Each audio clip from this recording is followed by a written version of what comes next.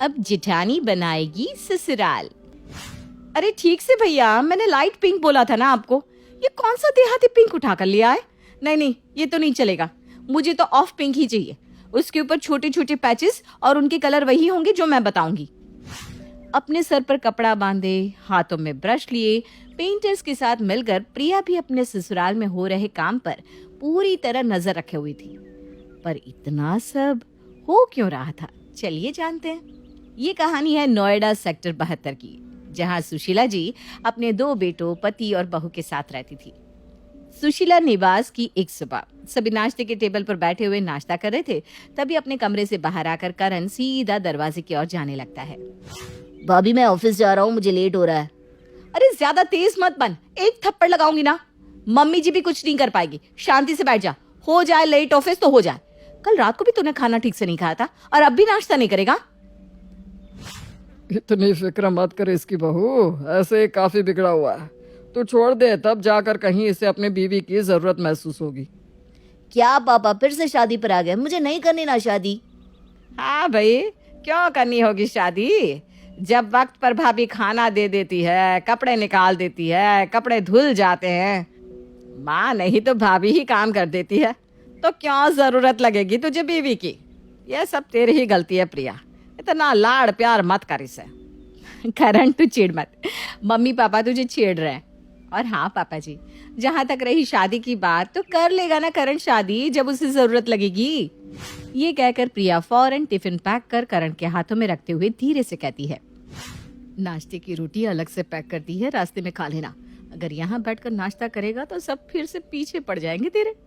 I love you भाभी। वैसे मुझे ना आपको एक बात बतानी है, रात को बताता हूँ। Okay bye. तो कुछ ऐसी थी देवर भाभी की जोड़ी। प्रिया करण को अपने छोटे भाई की तरह मानती थी और इसी तरह उसका ख्याल भी रखती थी। पूरा परिवार प्रिया से बहुत खुश था और प्रिया भी सबसे उतनी ही खुश थी। पर अब करण की शादी की उम्र हो गई थी और सभी हर वक्त उसे शादी के लिए मनाते रहते थे। रात को करण ऑफिस से वापस आता है और सभी के सोने के बाद किचन में अपनी भाभी के पास जाता है। वो भाभी मैंने आपको कहा था ना, मुझे आपको कुछ कहना है।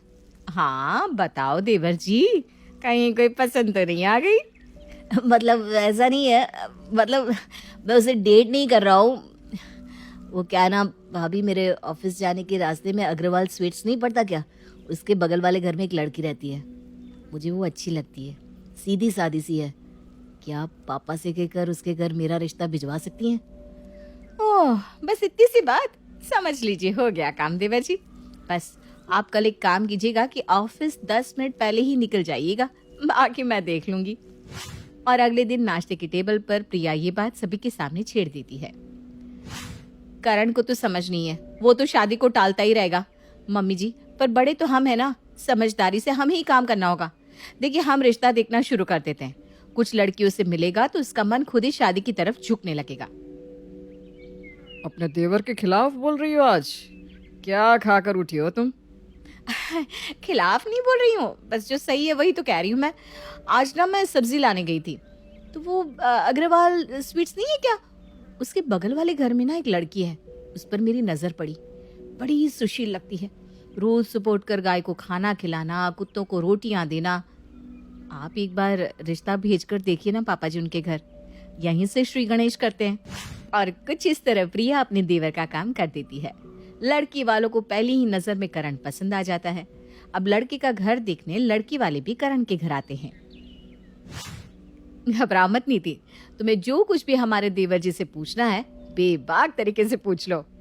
नहीं नहीं, मुझे कुछ नहीं पूछना, मुझे पसंद है करण। उसी वक्त दोनों का रोका हो जाता है। हमारे घर को हमेशा जुड़ा रखना नीति, जिस तरह मेरी भाभी ने आज तक हम सबको एक साथ बांध कर रखा है। आप बिल्कुल भी फिक्र मत कीजिए करण, मैं सब कुछ संभाल लूंगी। करण और नीति का रिश्ता पक्का तो हो जाता है, पर शादी की तारीख 8 महीने बाद की निकलती है। शादी में तो अभी बहुत वक्त है मम्मी जी, शादी की तैयारी तो होती रहेगी। मुझे फिक्र है तो इस घर की, ज्यादा बरसात होने क्या लगती है, घर टपकने लग जाता है। करण का कमरा भी बड़ा छोटा है, बेचारी नीति आएगी तो कैसे एडजस्ट करेगी? अच्छा नहीं लगता ना पापा जी, मुझे लगता है हमें घर ठीक से बनवा लेना चाहिए। क्यों सुशीला जी, बात तो सही कह रही है प्रिया बहू, पर अभी शादी में भी खर्च होना है, फिर घर बनने में भी खर्च होंगे। एक बार में इतने पैसे कैसे निकालेंगे हम? उसकी फिक्र आप मत कीजिए पापा जी, कुछ पैसे मैंने भी जोड़ कर रखे थे। पैसे तो फिर से जुड़ जाएंगे, पर घर बार थोड़ी ना बनेगा। आखिर मेरी देवरानी आने वाली है घर में, घर तो मैं एक नंबर बनाऊंगी। और अपनी देवरानी के आगमन के लिए प्रिया ससुराल बनाना शुरू कर देती है। एक परफेक्ट घर जहाँ सब कुछ परफेक्टली बना हुआ हो। अटैच बाथरूम वाला कमरा, कमरे में बालकनी, वॉशिंग मशीन रखने के लिए अलग स्पेस, एक सेपरेट डाइनिंग एरिया, वॉल्स पर खूबसूरत वॉलपेपर्स। प्रिया तीनों टाइम खाना बनाती और उसके बाद लेबर्स के साथ हर वक्त अपना घर बनता देखती रहती कि कहीं कोई गलती ना हो जाए। आखिरकार उसकी प्यारी देवरानी के लिए जो घर बन रहा था। कितनी मेहनत करेंगे आप भाभी?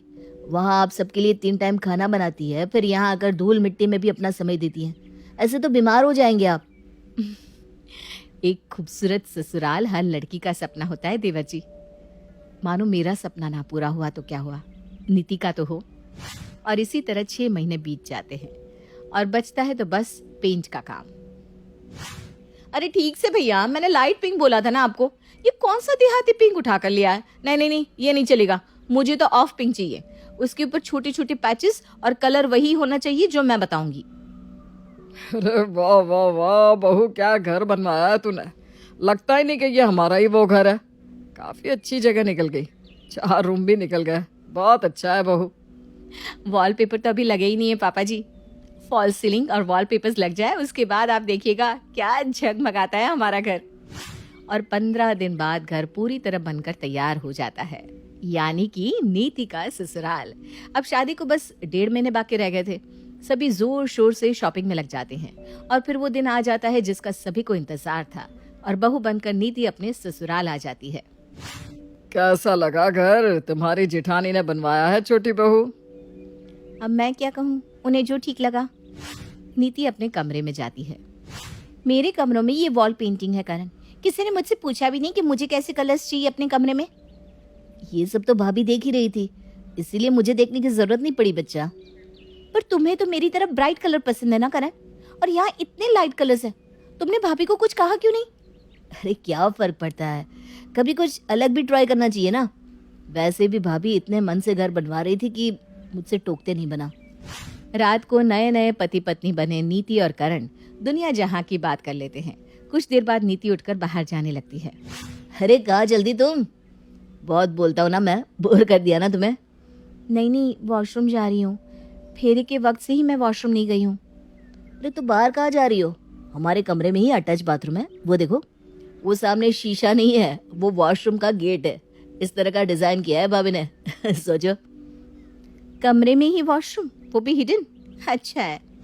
नीति वॉशरूम जाती है और शीशे में खुद का चेहरा देखते हुए कहती है, देवरानी के लिए ससुराल बनाया है और अपनी मर्जी का।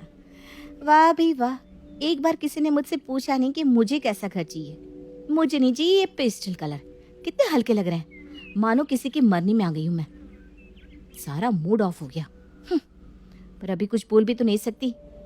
नई बहू हूँ, सच भी बोलूंगी तो भी उन्हें मुझ में कमी दिखेगी। अगली सुबह नीति रसोई में अपनी पहली रसोई की तैयारी करने जाती है।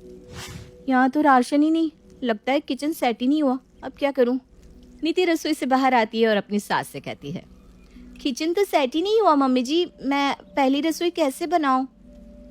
सेट नहीं हुआ? ऐसे कैसे बहू, किचन तो पूरी तरह सेट है। तेरे आने से पहले ही तेरी जेठानी ने सारी तैयारी कर दी थी। मैं अभी किचन से ही आ रही हूँ मम्मी जी, वहां पर चीनी का एक डब्बा तक नहीं है। अरे क्योंकि ये हमारा स्मार्ट किचन है, सारी चीजें स्लैब के नीचे के ग्लास फिनिश ड्रॉर्स में, वहीं से निकालो और फिर वापस रख दो, स्लैब पूरी तरह खाली रहेगा। अच्छा, ये भी सही है। नीति किचन में जाती है, बार बार एक ड्रॉर खोलो कुछ निकालो, दूसरा ड्रॉर खोलो कुछ निकालो। इसमें वो इरिटेट हो जाती है और एक बार में सारे सामान को निकाल कर स्लैब पर रख लेती है। ये हुई ना बात, ऐसा दिखता है किचन। ये आजकल बहुत चोंचले हो गए। ऐसा ड्रॉर बनाया है भाई, लगता है कि दीवारी है। किचन खाना बनाने के लिए होता है या दिखावे के लिए? अगर रसोई में ही इधर उधर खाने के डिब्बे नहीं दिखेंगे तो कैसे माँ अन्नपूर्णा का वास होगा रसोई में? दोपहर के वक्त अपने धुले हुए कपड़े लेकर नीति घर की बालकनी में जाती है, जहाँ पहले ही सोमेश पौधों को पानी दे रहा था। बताओ तो, इतनी बड़ी बालकनी बनाई और कपड़े सुखाने के लिए एक रस्सी तक नहीं लगाई। इस घर में कपड़े कैसे सूखते हैं पापा जी? सूखते हैं ना बहू, पर हम कपड़े बालकनी में नहीं सुखाते। हॉल के पीछे एक गली छुड़वाई है बहू ने, वहीं रस्सी लगी हुई है, वहीं कपड़े सूख भी जाते हैं, और अगर कोई घर आए तो किसी की नजर भी नहीं पड़ती। ये कहकर मुस्कुराते हुए सोमेश वहां से चला जाता है। बस अब बहुत हुआ। अगर बालकनी कपड़े सुखाने के लिए नहीं बनाई तो क्या करना है ऐसी बालकनी का? कुछ दिनों बाद नीति अपने कुछ दोस्तों को फोन लगाती है। हेलो निकिता, यार तो हमारे फ्रेंड ग्रुप को लेकर आज शाम को मेरे घर आ जाना। क्या हुआ नीति, कुछ हुआ है क्या? तू बड़ी अपसेट सी लग रही है। अरे क्या बताऊं निकिता, जब देखो मेरे ससुराल वाले मेरी जेठानी के बने ससुराल की तारीफ ही करते रहते हैं। अब तुझे ना मेरी मदद करनी है। अगर मैं डायरेक्टली कहूंगी कि घर अच्छा नहीं है तो सब मेरे अगेंस्ट हो जाएंगे। अब यही काम तुम लोगों को करना है। निकिता सब समझ जाती है और अपने फ्रेंड ग्रुप के साथ शाम को नीति के घर पहुंचती है। दरवाजे पर निकिता को देखकर नीति इस तरह सरप्राइज हो जाती है मानो उसे पता ही ना हो कि निकिता आने वाली है। अरे निकिता, तू अचानक यहाँ? What a pleasant surprise. आओ आओ आओ, मैं तुम्हें अपना ससुराल दिखाती हूँ। ये पूरा घर ना मेरी जेठानी ने बनाया है, सब कुछ परफेक्ट है यहाँ। क्या नीति, तू तो बड़ी इंटीरियर डिजाइनर बनती थी, और ऐसा घर, ऐसे दीवार के रंग कौन रखता है यार आजकल? लगता है किसी ने पैसे बचा लिए सस्ते वॉलपेपर लगवा कर। क्या राहुल, तुम भी जब देखो मेरा मजाक बनाने लगते हो। छोड़ो ये सब, चलो साथ में बैठते हैं और पुराने दिनों को याद करते हैं। सभी साथ में बैठकर कुछ देर बात करते हैं। उसके बाद नीति कहती है, तुम लोग बैठो, मैं अभी नाश्ता लेकर आती हूँ। अरे तू अकेली क्यों जाएगी, मैं भी चलती हूँ। इसी बहाने किचन में जाकर सीमा कहती है, ये किचन को तो देखो, 15 साल पहले वो जो डिजाइन नहीं चला था क्या, किचन में कुछ दिखना नहीं चाहिए, बिल्कुल वही कॉपी कर लिया है। तू तो बात फेंक रही थी नीति कि मेरी जेठानी ने ऐसा ससुराल बनाया, वैसा ससुराल बनाया। ऊपर से कमरे में अटैच बाथरूम। अब तो अटैच बाथरूम का फैशन चला भी गया। ये नीति के दोस्त नीति से मिलने आए हैं या हमारे घर की बुराई करने? जब से आए हैं कुछ ना कुछ बोले ही जा रहे हैं। धीरे बोली ना मम्मी जी, अगर उन्होंने सुन लिया तो बेकार में बवाल हो जाएगा। अब तो नीति के पास बोलने के लिए जवाब हो गया था कि घर सिर्फ उसे ही बुरा नहीं लग रहा, घर खराब तरीके से बनाया ही गया है। 2 दिन बाद कुछ वर्कर को नीति अपने घर बुला लेती है और अपनी बालकनी बंद करवा देती है। ये तुम क्या कर रही हो नीति? बालकनी क्यों बंद करवा रही हो? मुझे अपना एक्स्ट्रा सामान रखना है भाभी, मैं कहाँ रखूंगी? वैसे भी बालकनी हम कपड़े सुखाने के लिए यूज तो करते नहीं, और ये मेरे कमरे का सेपरेट बालकनी है, तो अपने हिसाब से इतना तो चेंज करवा ही सकती हूँ मैं। अब अपने घर पर इतना हक तो है ना मेरा। अपनी भाभी के पसंद के बनाए घर को खराब करने के लिए नीति बालकनी को बंद कराकर उसे स्टोर रूम बना देती है। उसी रात नीति नहाकर बाहर आती है और आधी बाल्टी पानी बाथरूम से अपने कमरे की ओर फेंक देती है। जैसे ही करण अपने कमरे में आता है, पानी से उसके पैर भीग जाते हैं। ये कमरे में पानी कहाँ से आ रहा है? आज दिखा ना तुम्हें, मुझे तो रोज दिखता है। अब बाथरूम कमरे से अटैच रहेगा तो ये तो होगा ही ना। मुंह धोकर बाहर आ जाओ, मैं खाना लगा देती हूँ। अब इस बात की डिस्कशन होगी सभी के सामने डिनर टेबल पर। सभी आराम से खाना खा रहे थे, तभी नीति कहती है, आप जरा ध्यान रखिएगा मम्मी जी, जब भी नहाकर आए ना तो एक बार मुझे बुला लीजिएगा।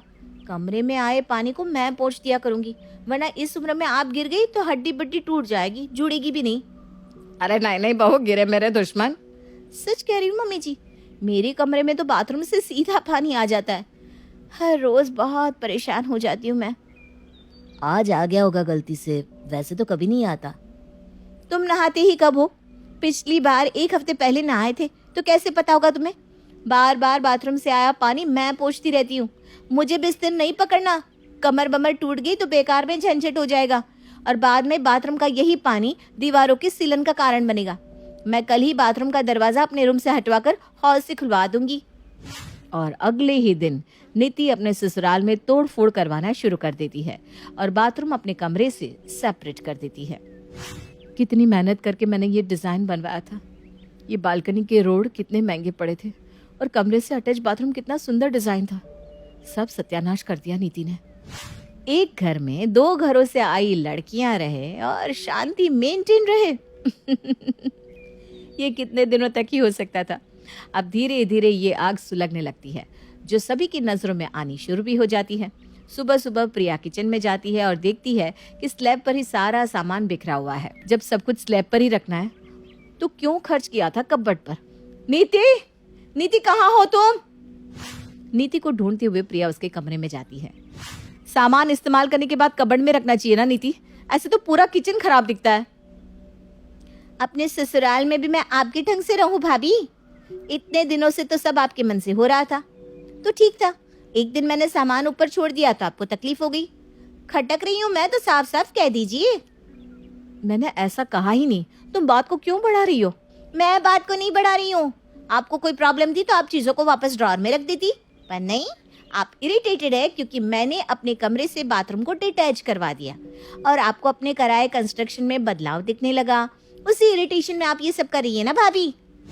बात बिगड़ते बिगड़ते इतनी बिगड़ जाती है कि पूरे घर में दोनों बहुओं की आवाजें गूंजने लगती है।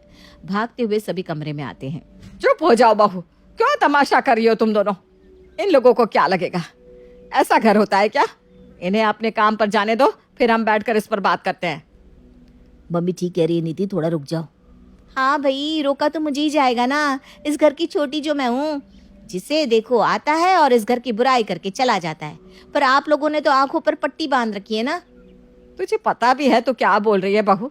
कितनी मेहनत से तेरी जेठानी ने तेरे लिए घर सजाया, सबके पैसे मिलाकर भी बजट पूरा नहीं हो पा रहा था। फिर तेरी भाभी ने अपनी खुद की एफडी तोड़ दी कि घर अच्छी तरह से बने, पर एक बार भी इसने किसी से नहीं कहा। ये सुनकर नीति कमरे से बाहर चली जाती है। आपको लग रहा होगा कि ये सुनकर नीति का दिल पिघल गया होगा, पर ना जी, ऐसा कुछ नहीं होता। अगली सुबह नीति रसोई के 2 हिस्से कर देती है और अपने हिस्से की और का किचन अपने मन मुताबिक रखना शुरू कर देती है और घर पर जहां मन करे वहां कपड़े सुखाना शुरू कर देती है। अपने इतने अच्छे ढंग से बने हुए ससुराल को इस तरह देखकर प्रिया रोज कुढ़ती रहती। कुछ महीने पहले तक जो घर बहुत खुशहाल लग रहा था, वो आज किसी कलेश का घर हो गया था, जहां हर रोज बस लड़ाइयां ही हो रही थी। अब आप ही बताइए, आपके हिसाब से इस कहानी में गलती थी किसकी? देवरानी की या जिठानी की?